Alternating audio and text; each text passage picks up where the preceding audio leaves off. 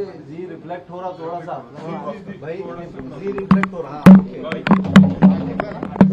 रोलेगा तो फिर रोल पहिला प्रकार सर, एक बैठक बोलवलेली आहे 5 ऑगस्टला. कुठे बैठक होणार आहे, कोण कोण सहभागी होणार आहे आणि या बैठकीचा अजेंडा काय आहे? एक मिनिट सर, मला सभेने येते, मला ना थोडं डिस्टर्बन्स होतं.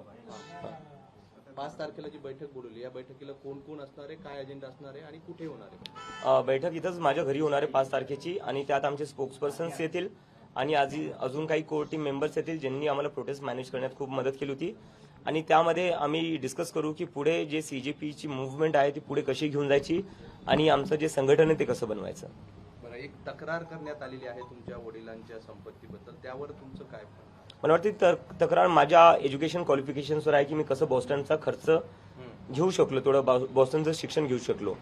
त्यावर माझं असं म्हणणं आहे की मी माझं स्कॉलरशिप लेटर आणि एज्युकेशन लोनचं लेटर दाखवायला तयार आहे.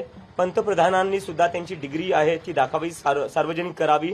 त्यांनी त्यांची डिग्री सार्वजनिक केली तर मी लगेच माझं स्कॉलरशिप लेटर आणि एज्युकेशन लेटर माझ्या डिग्री सोबत सार्वजनिक करायला तयार आहे. पण आता हे घरापर्यंत येतं म्हणजे हे एवढा मोठा सामना करावा लागतो आता या सगळ्या?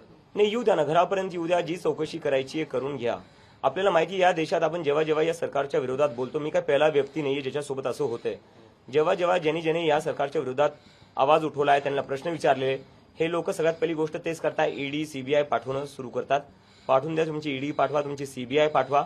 पण जसं की मी म्हणलं, मी माझं एज्युकेशन लोनचं लेटर दाखवायला तयार आहे, मी माझं स्कॉलरशिपचं लेटर दाखवायला तयार आहे. पंतप्रधान मोदी यांनी सुद्धा जर ईडीला पाठवत असाल तर ईडी सोबत तुमची डिग्री पाठवा. तुम्ही तुमची डिग्री सार्वजनिक करा, मी माझी डिग्री सार्वजनिक करतो. झारखंडच्या विद्यार्थ्यांनी तुमच्याशी संपर्क साधला आहे, त्यांच्याकडे देखील पेपर फुटला आहे.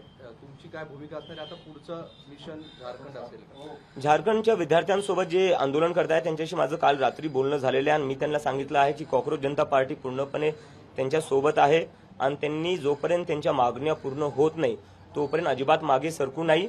आणि जी काही मदत लागेल ती कॉक्रोच जनता पार्टी त्यांना द्यायला तयार आहे आणि त्यांच्या जे काही डिमांड्स आहेत त्यांचं आम्ही पूर्णपणे समर्थन करतो. परवा तुमची कोर कमिटीची बैठक पार पडते संभाजीनगरमध्ये, काय नेमका त्याचा अजेंडा असणार आहे, काय भूमिका त्यानंतर घेणार आहे? अजेंडा ठरवण्यासाठीच आम्ही ही कोर कमिटीची मीटिंग बोलवली आहे आणि तिथं आम्ही आमचं ऑर्गनायझेशन एक्सपान्शनवर डिस्कस करणार आहे आणि कॉक्रोच जनता पार्टी पुढे कोणते काय मुद्दे उचलू शकते, कशा प्रकारे पुढे जाऊ शकते देशभरात, त्यासाठी आम्ही ती मीटिंग बोलवलेली आहे. पक्षाचं रूपांतरण होण्यासंदर्भात या बैठकीमध्ये चर्चा होऊ शकते. आगामी काही काळात मला वाटते की मीडियाला सगळ्यात जास्त एक्साइटमेंट लागलेली आहे की आम्ही पॉलिटिकल पार्टी बनवावं. यावरूनच मला कळतं की जेवढ्याही पॉलिटिकल पार्टीवर आहेत तिथं कुठं ना कुठं तुम्ही सगळे डिसअपॉइंटेड आहेत त्यांच्यासोबत. पण आमचं अजून असं काही इंटेन्शन नाहीये. आम्हाला एक पब्लिक मुव्हमेंटच ठेवायची आहे, कारण की देशात जी सध्या पॉलिटिक्सची सिच्युएशन आहे, काय करणार पॉलिटिकल पार्टी बनून तुम्ही जेव्हा वोट डिलीट करण्यात येतात. लोकांचा पूर्ण भरोसा उठत चाललाय पॉलिटिक्सवरनं, कारण की लोक सकाळी मत कोणाला टाकतात आणि संध्याकाळी सरकार दुसरंच कोणाची बनती. लोक सकाळी आमदार खासदार कोणाला निवडतात, संध्याकाळी तो आमदार खासदार दुसऱ्याच पक्षात असतो. तर अशा परिस्थितीत जिथे ईडी सीबीआय पाठवून पक्ष तोडण्यात येतात, इलेक्शन रीक करण्यात येतात, तशा याच्यात पॉलिटिकल पार्टी बनवून करायचं काय? गुजरात